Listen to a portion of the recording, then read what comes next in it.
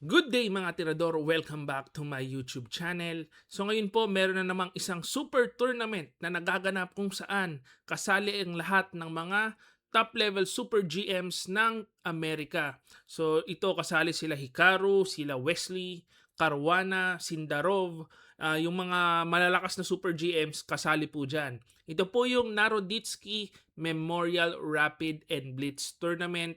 Kung kilala nyo po si Super GM Daniel Naroditsky, isa yung sikat na streamer kung saan nagkaroon ng parang bullying, no? At napagkamalan siyang nag-e-engine online, niratrat siya ng niratrat ni Kramnik, ayan, namatay. So yan po, nasa memorial tournament tayo. So, ang kasali po dyan, si Wesley, tingnan po natin anong nangyari sa game niya and tingnan natin yung final standings afterwards. Ito po yung laban niya versus Super GM Hikaru Nakamura. Punta po tayo sa ating laro. White si Hikaru and black si Wesley. So, nag C4, E6, D4, D5, Knight F3, Knight F6, Knight C3, and then C5, E3. Ito po ay Queen's Gambit declined. Medyo mainline. Pero kakaiba yung pinili ni Wesley na linya dito. Kasi kinapture niya kagad eh. No, usually po yan, hindi mo kinakapture yan. Ang gagawin mo dyan, Knight C6, para totally symmetrical, aantayin mong mag-develop itong bishop, pagka-develop sa kamo kakainin. Yan po yung parang mainline dyan. Kaso kinain na ni Wesley. Sabi niya, okay na yan. So kinain. Pagka A6, castling, B5, Bishop B3, Bishop B7. So dito medyo aggressive na linya ang ginagawa ni Wesley. Wala na pong castling. Talagang sugod na kagad. Queen E2, Knight C6. Sugod kagad sa gitna. No? Binigyan ng question mark.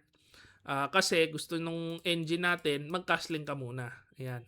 So nag-rook D1, C4, Bishop C2, and then Bishop E7.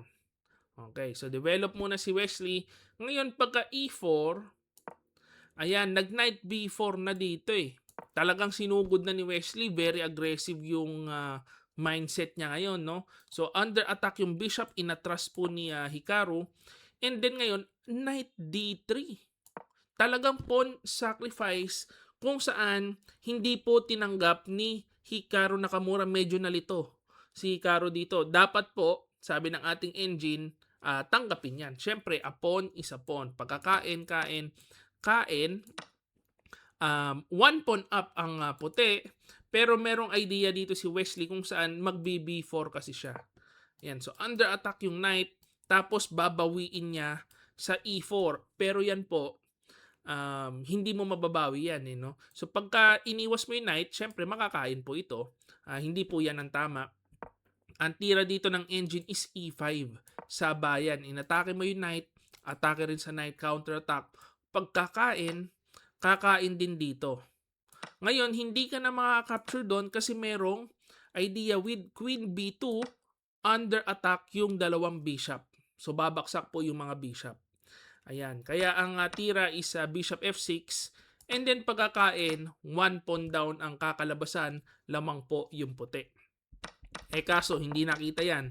No? Nag-A3 lang si Hikaru para depensa dun sa B4 ideas. O kinain ni Wesley yung bishop. So kain and then castling. Dito slight advantage na po for black kasi hawak niya na yung bishop pair.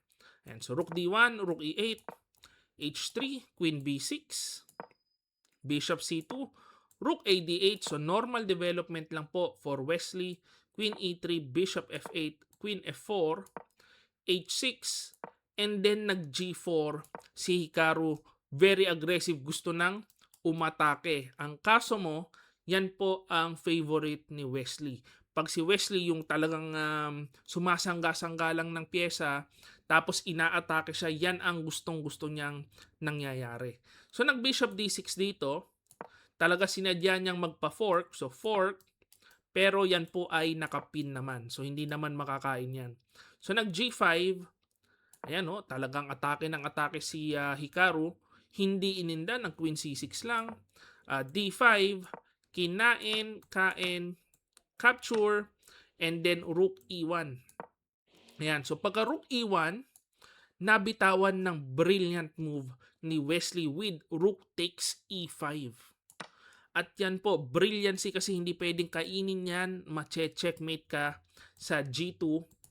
So, ang nangyari, magaling din yung depensa ni Hikaru eh. Ang ginawa niya, rook takes e5.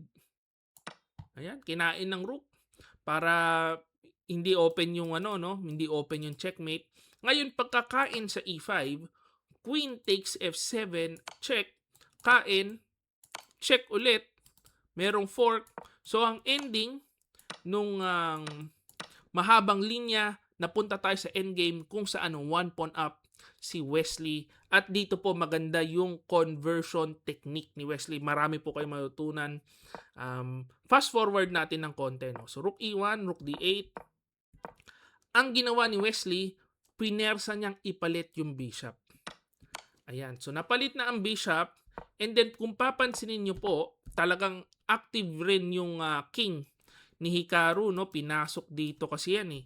So, kung pumasok siya dyan, ang ginawa ni Wesley, kahit po question mark yan, binibigyan ng engine na mali yung ginawa ni Wesley, tama po yan kasi dinipensahan niya muna lahat ng pawn. So, lahat ng pawn, depensado, wala na pong makakapture si Hikaru.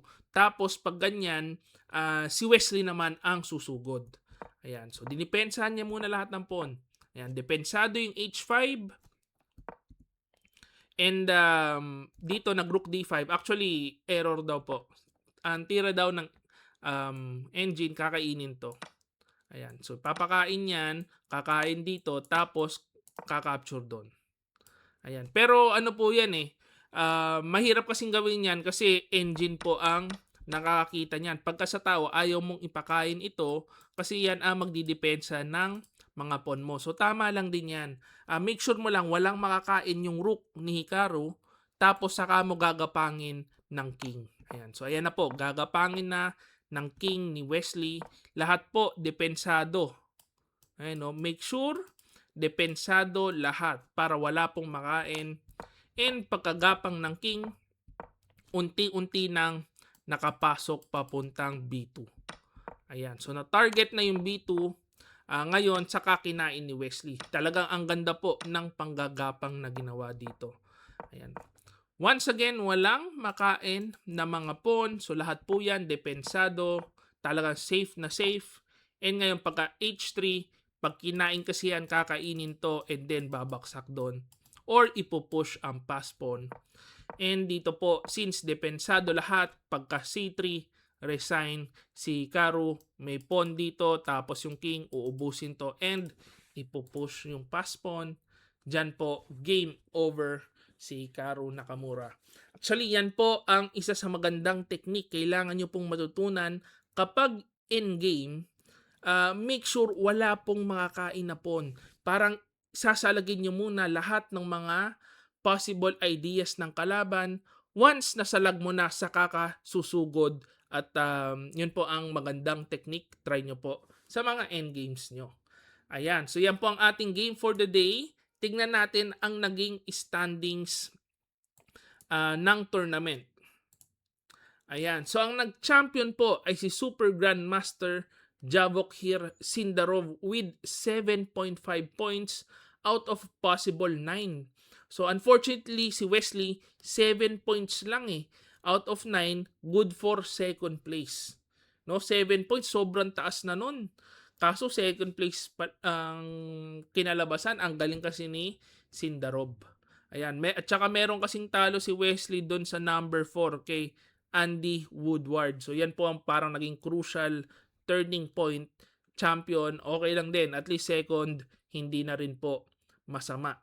So yan po ang ating game for the day. And tuloy-tuloy po ang paggawa natin ng content kasi tapos na ang tournament ko. So kung na-enjoy nyo po yung content natin, please like this video and subscribe to my YouTube channel. See you again next video.